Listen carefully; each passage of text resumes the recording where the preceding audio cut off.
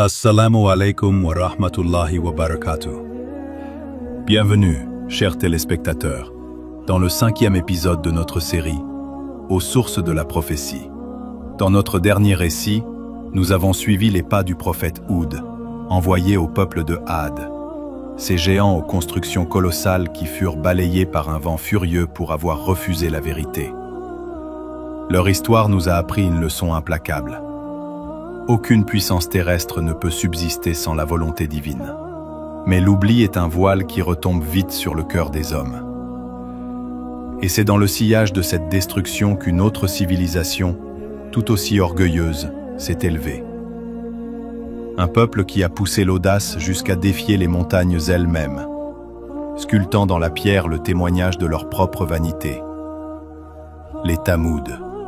Leur histoire est celle d'un miracle éclatant, d'une chamelle surgie du rocher, et d'un crime qui scella leur destin. C'est l'histoire d'un prophète au cœur pur, confronté à l'aveuglement de son propre peuple. C'est l'histoire de Salih. Préparez-vous à un voyage dans la vallée d'Al-Hijr, pour découvrir comment un signe de Dieu, aussi immense qu'inespéré, peut devenir, pour les cœurs endurcis, le prétexte de leur propre perte. Une histoire où la pierre a parlé, où le désert a crié, et où l'orgueil a trouvé son tombeau. Accrochez-vous, l'histoire commence. Maintenant. Aujourd'hui, nous allons plonger dans les profondeurs de l'histoire, remonter le cours du temps jusqu'à une époque lointaine où, dans le vaste désert de la péninsule arabique, s'épanouissait une civilisation dont la puissance et l'ingéniosité défiaient l'entendement. Il s'agit du peuple de Tamoud, un peuple dont le nom reste à jamais gravé dans le Coran comme un avertissement pour toute l'humanité. Leur histoire est intimement liée à celle d'un homme élu, un prophète patient et sage, Salih, que la paix soit sur lui.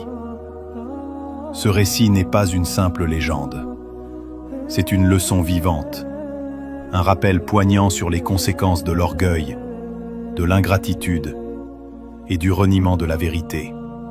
Imaginez, si vous le voulez, une vallée majestueuse, encaissée entre des montagnes aux couleurs chaudes, ocre et rouge, sculptées par les vents et le temps.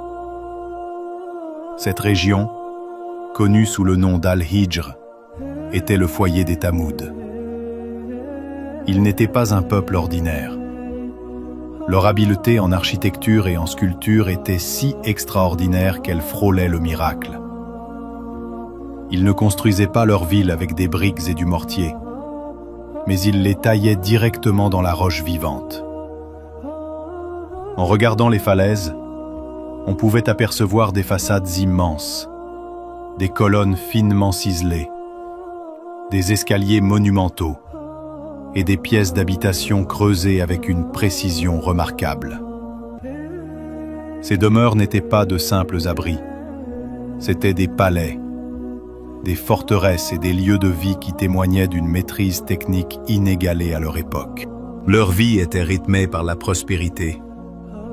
Leur terre, bien que située en plein désert, était bénie. Ils cultivaient des jardins, possédaient des troupeaux nombreux, et bénéficiaient d'une source d'eau précieuse autour de laquelle s'organisait toute leur existence. Leurs marchands parcouraient de longues distances, échangeant des biens et accumulant des richesses. Ils avaient atteint un niveau de confort et de sécurité qui, aux yeux du monde, semblait indépassable. Mais comme il arrive si souvent lorsque l'homme est comblé de bienfaits, un poison insidieux commença à se répandre dans leur cœur. L'orgueil. Ils se mirent à contempler leurs propres œuvres, leurs palais de pierre, leurs richesses accumulées, et ils en tirèrent une fierté démesurée. Ils en vinrent à croire que leur puissance était le fruit de leurs seuls efforts et de leur seule intelligence. Qui pourrait bien nous défier? Pensaient-ils, sûrs d'eux et de leur invulnérabilité. Nos maisons sont solides comme la montagne. Nos réserves sont pleines. Nous sommes un peuple fort et habile.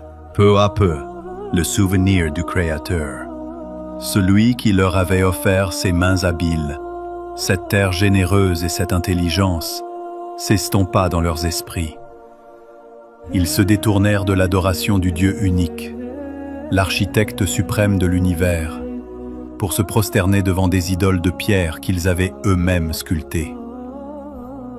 Ces statues, inertes et silencieuses, devinrent les objets de leur vénération, les symboles de leur égarement profond. Ils suivaient ainsi les pas de leurs prédécesseurs, le peuple de Had, tombé lui aussi pour les mêmes travers. C'est dans ce contexte d'aveuglement spirituel et d'arrogance collective qu'Allah, dans son infinie miséricorde et sa sagesse, décida d'envoyer un avertisseur. Il choisit un homme qui leur était cher et respecté, un des leurs, dont la réputation de droiture, de sagesse et de bonté était incontestée. Saalih. Depuis sa jeunesse, Saalih était connu pour son honnêteté, son jugement sain et son caractère noble. Les Tamouds venaient souvent à lui pour régler leurs différends, sachant qu'il était juste et intègre. Un jour, Saalih, que la paix soit sur lui, se leva au milieu de son peuple. Son cœur était lourd à la vue de leur égarement, mais il était également rempli d'un amour sincère pour eux et d'un profond désir de les voir revenir vers la lumière. D'une voix claire et posée, qui portait au loin dans le silence de la vallée, il lança son appel. « Ô mon peuple, adorez Allah. Vous n'avez point d'autre divinité en dehors de lui. Il vous a créé de terre et vous y a établi. Implorez donc son pardon, puis repentez-vous à lui. Certes, mon Seigneur est bien proche, et il exauce toujours les prières. Ses paroles, simples et pures, résonnèrent comme un coup de tonnerre dans un ciel serein. La réaction ne se fit pas attendre. Ceux qui la veille encore le respectaient et l'admiraient, le regardèrent alors avec des yeux remplis de stupeur, puis de moquerie et de mépris. « Ô Saalih !» s'écrièrent les notables et les orgueilleux parmi eux. « Nous avions placé en toi de grands espoirs. Tu étais une source de fierté pour notre peuple, un homme dont la sagesse nous guidait. Que t'arrive-t-il ? Comment oses-tu nous détourner de ce qu'adoraient nos ancêtres ? Nous voilà en proie à un doute profond et troublant concernant ce vers quoi tu nous appelles. » Ils refusaient de voir la vérité, préférant les traditions de leur père, aussi erronées fussent-elles, à la guidance divine. Ils accusaient Saalih d'être ensorcelé ou de chercher une position de pouvoir. Pourtant, Saalih, que la paix soit sur lui, ne se découragea pas. Jour après jour, il leur parlait, utilisant des arguments logiques, les rappelant aux signes visibles de la création qui témoignent de l'existence d'un créateur unique. Il les exhortait à la raison, les suppliant de ne pas suivre les pas de Satan, l'ennemi déclaré de l'homme. Mais leur obstination ne faisait que croître. Pour le défier ouvertement et mettre un terme à ce qu'ils considéraient comme des vaines paroles, ils lui lancèrent un défi qu'ils croyaient impossible à relever. Ils désignèrent une immense montagne, un rocher massif et imposant, et lui dirent avec arrogance « Saalih, si tu es vraiment un envoyé d'Allah, comme tu le prétends, fais donc sortir du sein de cette montagne une chamelle, qu'elle soit vivante, bien portante, et qu'elle corresponde à des caractéristiques précises que nous allons te donner, qu'elle soit immense, majestueuse, et qu'elle soit pleine, prête à mettre bas.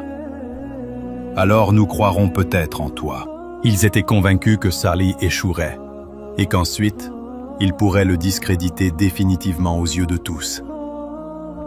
Saalih, confiant en la puissance infinie de son Seigneur, ne se déroba pas. Il savait que si Allah le voulait, l'impossible deviendrait réalité. Il se tourna alors vers son peuple et dit « Faites attention. Si j'exauce votre demande, accepterez-vous de croire et de vous soumettre à Allah? Ils répondirent par l'affirmative, certains de leur victoire. Salih se retira alors pour prier et implorer Allah. La foule se rassembla autour de la montagne désignée, dans une attente mêlée de sarcasme et de curiosité malsaine. Soudain, sous les yeux ébahis et incrédules de l'assemblée, la montagne commença à trembler. Un grondement sourd s'éleva de ses entrailles, comme si la terre elle-même était en travail. Puis, avec un bruit de tonnerre, la roche se fendit, non pas de manière violente, mais avec une précision et une grâce divine. Et de cette ouverture surgit une chamelle, exactement comme il l'avait décrite. Immense, d'une beauté et d'une majesté rares, et le ventre arrondi, signe qu'elle était pleine. La stupéfaction fut totale. Le miracle était là, tangible, incontestable. Un silence de mort s'abattit sur la foule, brisé seulement par le souffle paisible de l'animal. Ceux dont les cœurs recelaient une once de foi surent immédiatement que la vérité était du côté de Salih. Mais les orgueilleux, les chefs de tribu et les notables virent leur fierté blessée. Le miracle qu'ils avaient eux-mêmes réclamé était devenu le plus grand défi à leur autorité. Le cœur de Salih rendit grâce à Allah. Mais il savait que ce signe prodigieux était aussi une terrible épreuve.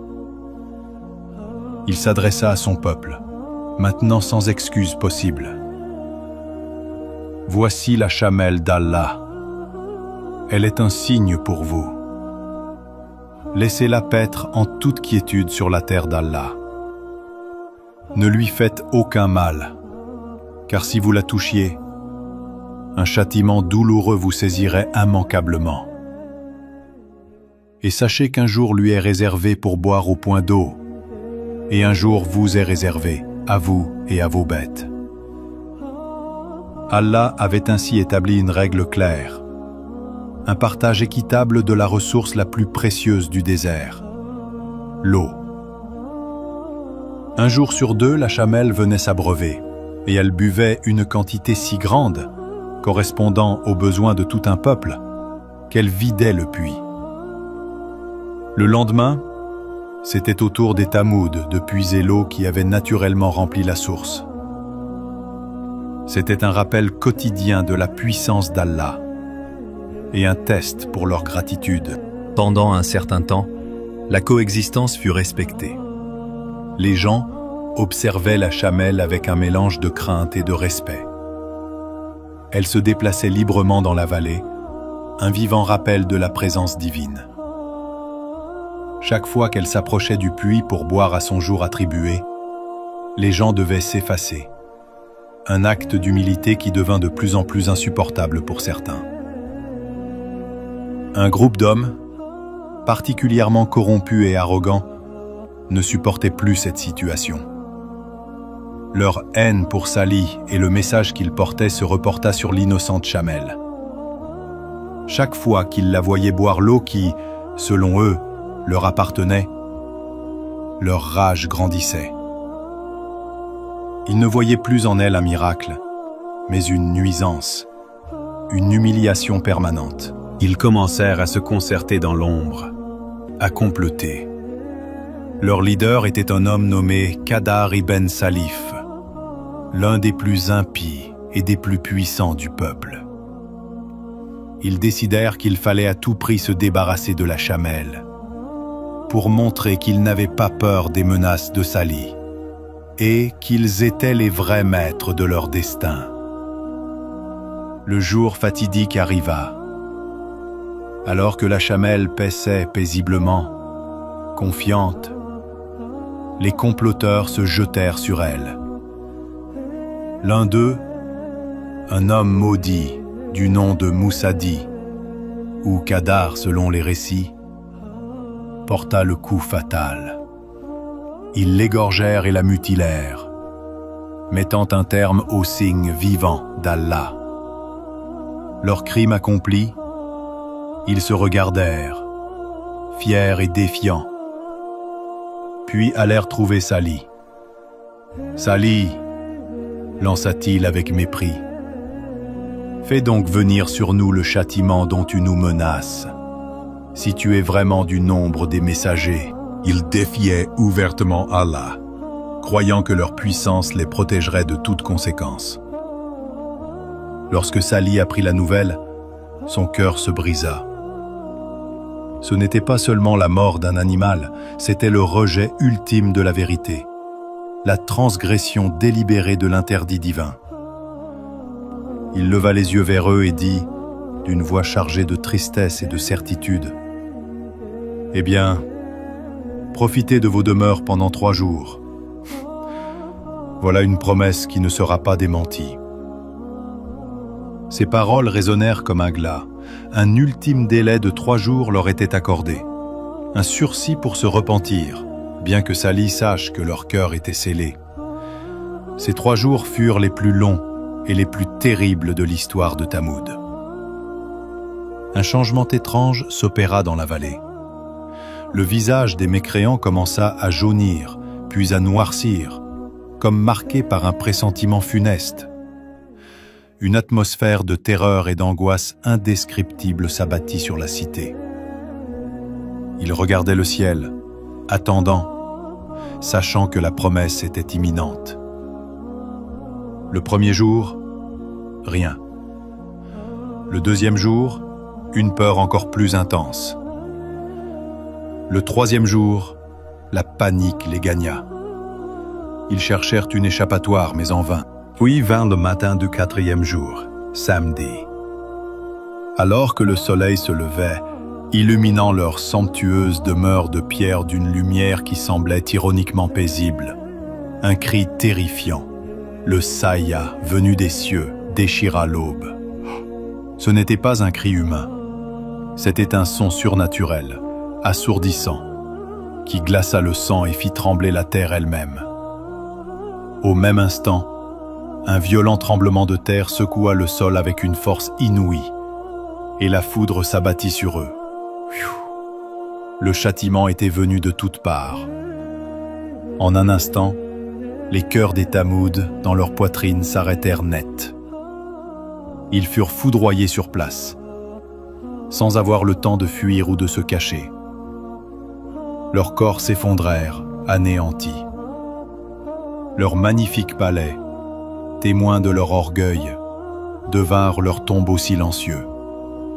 La cité autrefois vibrante de vie n'était plus qu'un champ de ruines désert, habité seulement par le vent et le souvenir de leur folie. Seul un silence de mort régnait sur Al-Hijr. Sali, que la paix soit sur lui, et les quelques croyants qui avaient suivi la vérité avec lui, avaient été épargnés, protégés par la miséricorde d'Allah, comme il sauve toujours ceux qui lui sont fidèles. Saleh, le cœur lourd de la perte de son peuple, mais apaisé par la justice de son Seigneur, se tourna une dernière fois vers les ruines silencieuses.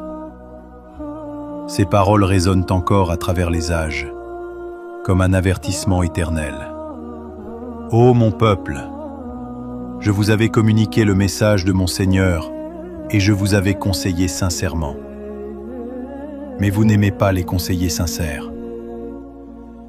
Aujourd'hui, les ruines d'Al-Hijr, connues sous le nom de Madain Sali, se dressent toujours dans le désert d'Arabie Saoudite. Elles ne sont pas de simples vestiges archéologiques. Ce sont des stèles muettes, des prêcheurs silencieux qui racontent à quiconque veut bien les entendre l'histoire d'un peuple qui avait tout pour réussir. La force, l'intelligence, la richesse et la beauté, mais qui a tout perdu à cause d'un seul défaut mortel. L'orgueil qui mène à la désobéissance. Cette histoire, narrée à plusieurs reprises dans le Saint-Coran, nous transmet des leçons profondes et intemporelles. Elle nous enseigne que les bienfaits d'Allah sont une épreuve. La richesse, la science et la puissance ne sont des bénédictions que si elles nous rapprochent de lui. Sinon, elles deviennent un piège. Elles nous montrent que les miracles et les signes d'Allah ne convainquent que ceux dont les cœurs sont ouverts à la vérité. Pour les autres, ils ne font qu'augmenter leur entêtement. Elles nous rappellent surtout la gravité du reniement après avoir vu la vérité clairement et la certitude de la promesse d'Allah. Son avertissement est toujours vrai, et son châtiment, bien que pouvant être retardé par sa miséricorde, est inéluctable pour ceux qui persistent dans l'orgueil et la mécréance. Que cette histoire du prophète Saleh soit pour nous un miroir dans lequel nous contemplons l'état de nos propres cœurs. Qu'Allah nous préserve de l'ingratitude et de l'arrogance qui ont perdu les Tamouds. Qu'il nous accorde, à la place, la foi humble et sincère de Saleh, la patience face à l'adversité et la force de toujours défendre la vérité, même si nous sommes seuls. Puisse Allah faire de nous des êtres reconnaissants, humbles devant sa grandeur et attentifs aux leçons laissées par les peuples du passé. Et ainsi, le silence est retombé sur la vallée d'Al-Hijr. Les palais de pierre, chefs-d'œuvre d'ingéniosité, sont devenus les tombeaux silencieux de ceux qui les ont édifiés.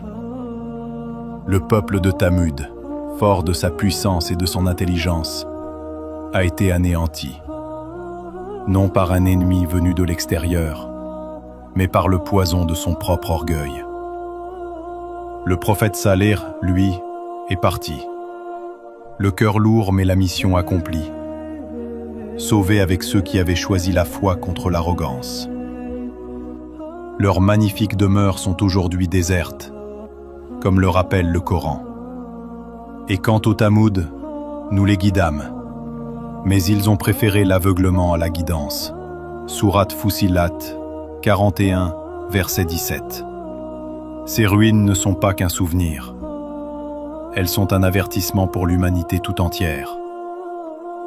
L'histoire de Saleh n'est pas qu'un récit du passé. C'est un miroir que Dieu tend à chaque génération. Elle nous interroge. Devant les miracles de la création et les signes de notre Seigneur, quel est le choix de notre cœur?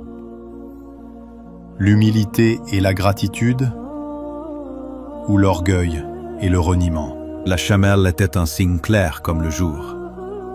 Et pourtant, ils l'ont tué.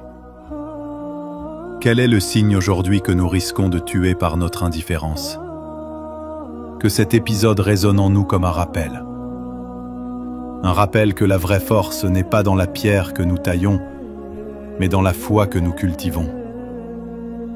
Que la véritable sécurité n'est pas dans nos forteresses, mais dans l'obéissance à notre Créateur. Que la paix et les bénédictions d'Allah soient sur le prophète Saleh et sur tous les messagers qui ont guidé l'humanité. Chers frères et sœurs, cette série existe pour nous rappeler nos racines et affermir nos cœurs. Si ce message vous a touché, likez cette vidéo. Partagez-la autour de vous pour éveiller les consciences. Et abonnez-vous pour ne manquer aucun épisode. N'oubliez pas, la prochaine fois, nous partirons ensemble vers une nouvelle terre, à la rencontre d'un prophète dont la tristesse a changé la face du monde. Son nom est Ibrahim, l'ami intime de Dieu. Rendez-vous très bientôt, Inch'Allah. Prenez soin de vous et de votre foi. Wassalamu alaykum wa rahmatullahi wa barakatuh.